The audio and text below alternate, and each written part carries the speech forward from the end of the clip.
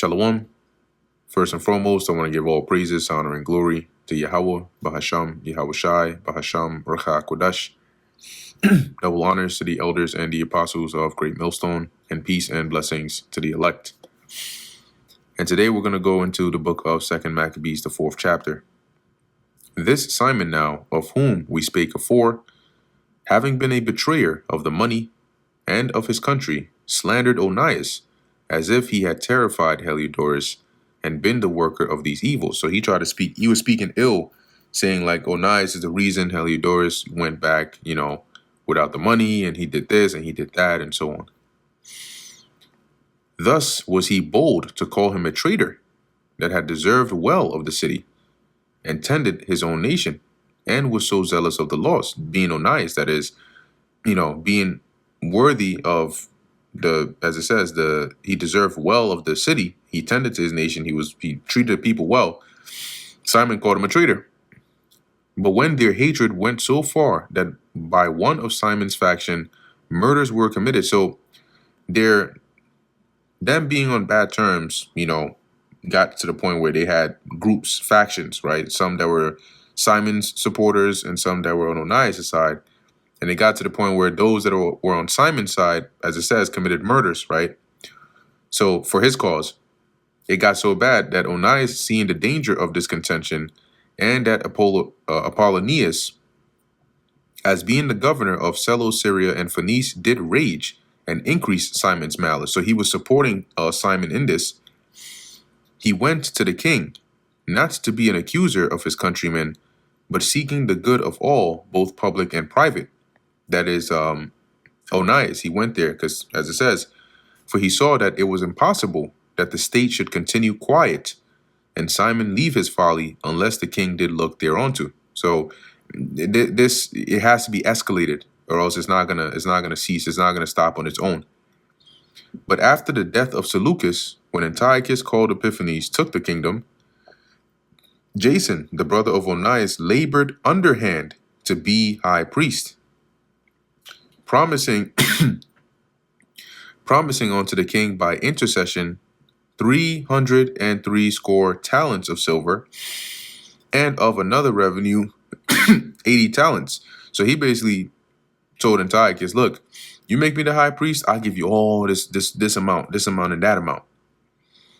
Beside this, he promised to assign 150 more, if he might have license to set him up a place for exercise. So he said, look, you give me permission to basically set up a gym, I'll give you an extra 150 talents. And for the training up of youth in the fashions of the heathen, and to write them of Jerusalem by the name of Antiochians, meaning make them citizens of Antioch. So he was going all the way left, which when the king had granted, and he had gotten into his hand the rule, he forthwith brought his own nation to Greekish fashion. So he basically Hellenized, a lot of Israelites.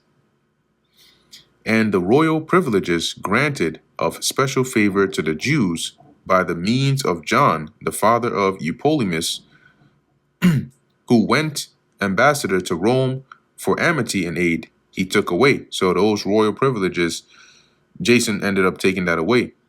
And putting down the governments which were according to the law, he brought up new customs against the law.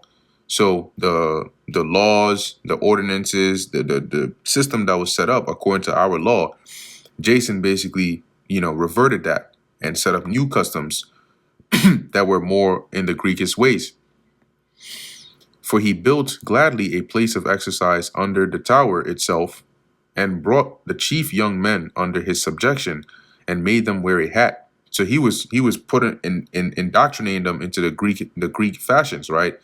Going to the gym, because usually they would do that naked, partaking in how it was like to live like a Greek.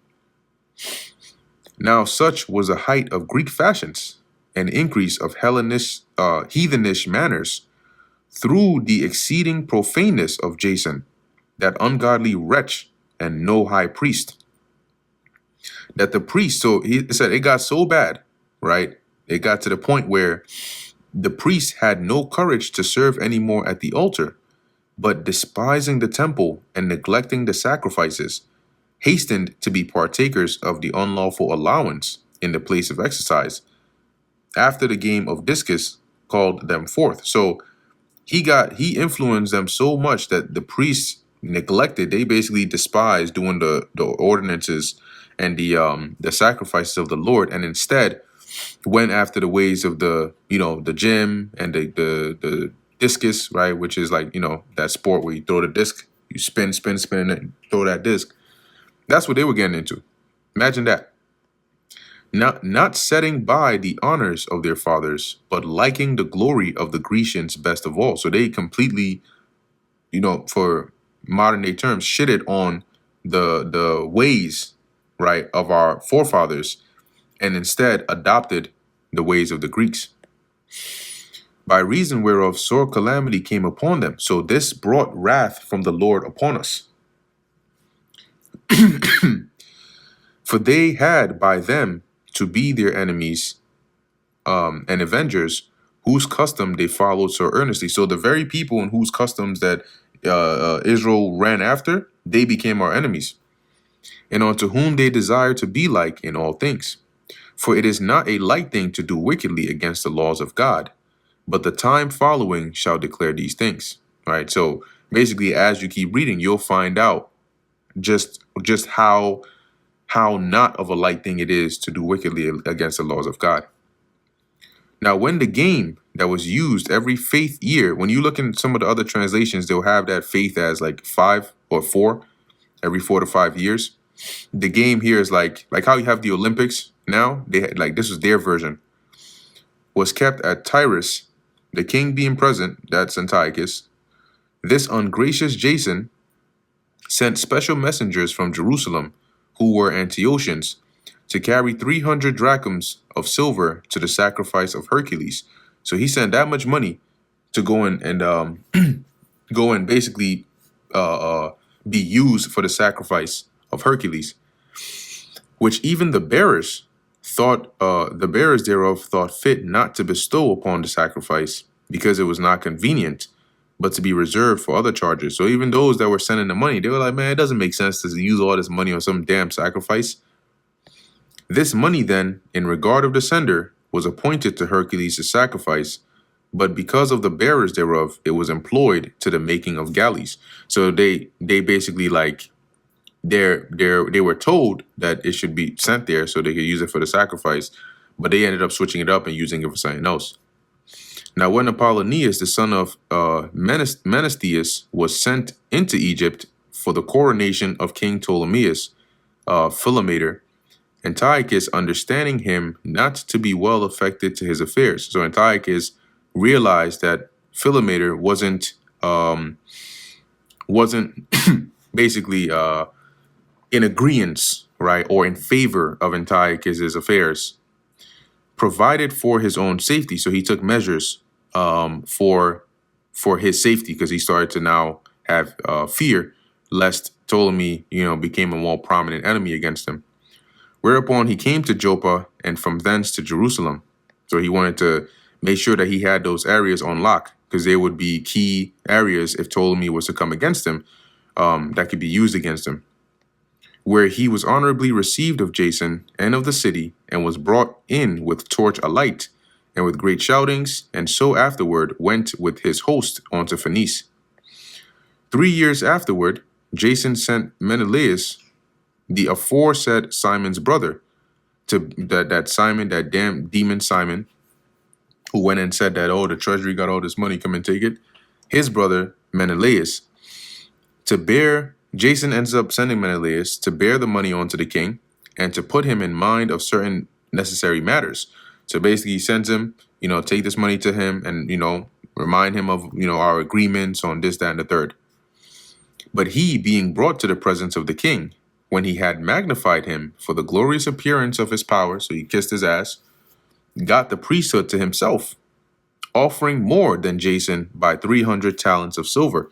So he ended up swaying Antiochus to give him the position of high priest.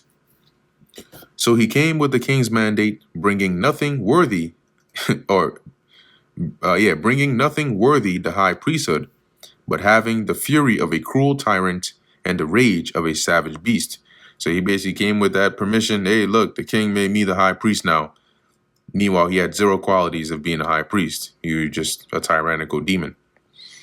Then Jason, who had undermined his own brother, being undermined by another, was compelled to flee into the country of the Ammonites. So now he had to run for his own life, being that he was tasting of his own medicine.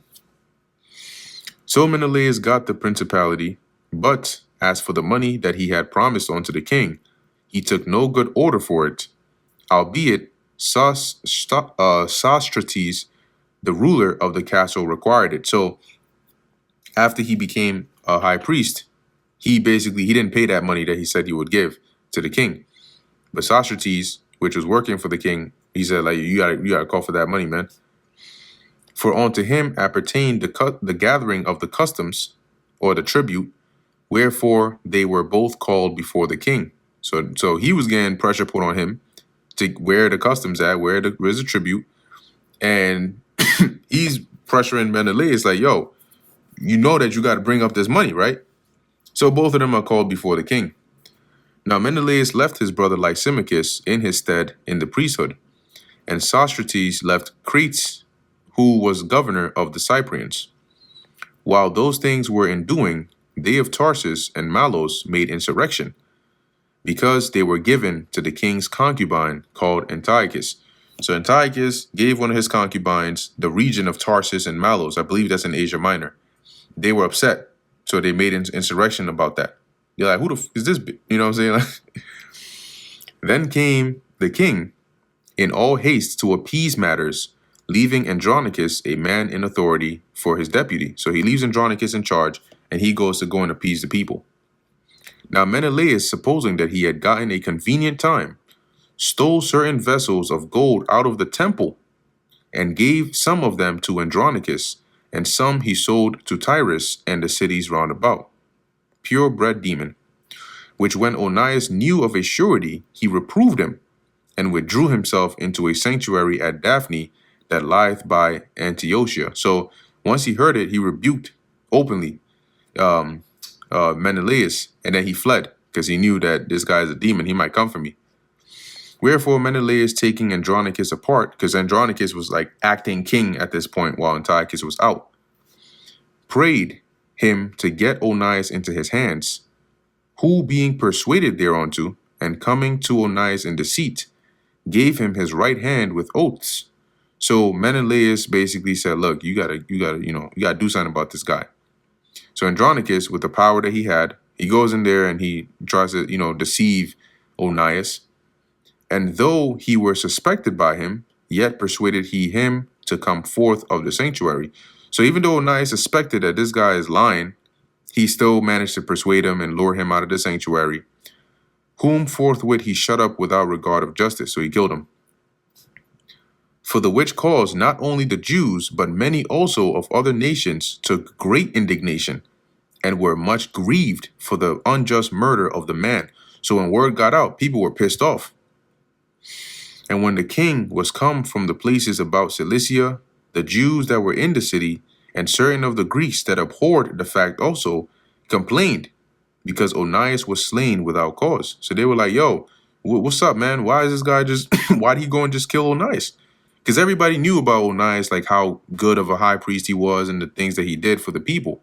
So they were like, yo, you pretty much killed an innocent man. What's up? Therefore Antiochus was heartily sorry, and moved to pity, and wept because of the sober and modest behavior of him that was dead, being Onias. I guess even a clock is right twice a day, right?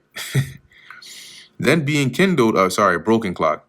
Then being kindled with anger, forthwith he took away Andronicus his purple, and rent off his clothes, and leading him through the whole city on to that very place, so a nice humiliation ritual, where he had committed impiety against Onias, there slew he the cursed murderer. Thus the Lord rewarded him his punishment as he had deserved. So Andronicus, who murdered Onias, was slain in that place where he murdered Onias. Now when the many sacrileges had been committed in the city, by Lysimachus with the consent of Menelaus, and the fruit thereof was spread abroad. When news got abroad, the multitude gathered together gathered themselves together against Lysimachus, many vessels of gold being already carried away. Because when they were like, yo, this guy's been stealing from the temple and doing what? Yeah, no. So he started having mobs, rising up. Whereupon the common people rising and being filled with rage, Lysimachus armed about 3,000 men and began first to offer violence. So he sent out those men to start, going and killing the people. One Araunus being the leader, a man far gone in years and no less in folly, meaning he was as foolish as he was old. They then, seeing the attempt of Lysimachus, some of them caught stones, some clubs, others taking handfuls of dust. So this was like a mob, right, that came against them, because they were like, "Ain't no way you doing all this wickedness in the temple. Get out of here! Get out of here with that." It says here, handfuls of dust that was next at hand, cast them all together upon Lysimachus and those that sat upon him. Thus many of them they wounded, and some they struck to the ground, and all of them they forced to flee. And this was the men of Lysimachus. But as for the church robber himself, being Lysimachus, him they killed beside the treasury, and that he was the brother of Menelaus. Of these matters, therefore there was an accusation laid against Menelaus. So they brought an accusation against him, like basically like a lawsuit, just a case. Let's say that they brought a case against him to say, look, this guy has been robbing from the temple. He's been doing this. He's been doing that. He set his brother up to do this, that, and the third. Now, when the king came to Tyrus, 3 men that were sent from the Senate, being the let's say the court of Israel, pleaded the cause before him. So they brought the case. They said, look, Menelaus is guilty on this, that. He's doing this, he's doing that. On behalf of the people, something got to be done about him. But Menelaus, being now convicted, promised Ptolemy, the son of Dorimenes, to give him much money if he would pacify the king toward him. So when Menelaus saw that he was basically going to be guilty of it, and it wasn't going to go his way, he bribed this Ptolemy to speak sweet things into the minds of Antiochus to get Menelaus off the hook. Whereupon Ptolemy, taking the king aside into a certain gallery, as it were to take the air, brought him to be of another mind. So he basically pulls the king aside, like they're gonna go get fresh air, and then convinces him to let Menelaus off. Insomuch that he discharged Menelaus from the accusations, who, notwithstanding, was cause of all the mischief. So this dude was a complete demon, and now he's off scot-free. And those poor men, who were the ones who came with the case, who, if they had told their cause, yea, before the Scythians, should have been judged innocent, them he condemned to death.